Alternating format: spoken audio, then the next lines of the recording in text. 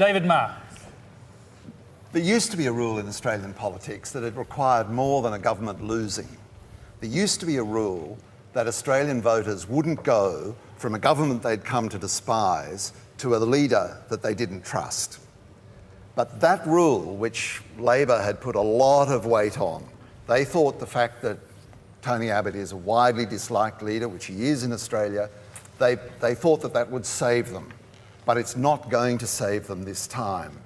One of the really interesting things that is turning up in the very good polling material that's being done is a sense of Abbott as a widely disliked figure, seen quite largely as a kooky figure, but nevertheless he is going to be voted for, so that he has in fact produced exactly what you were saying.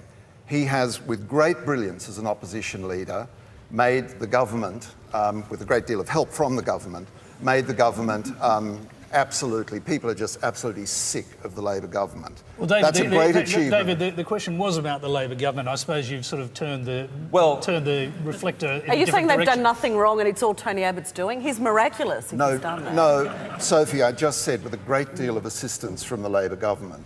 Tony has been the most effective leader of the opposition for probably 40 or 50 years.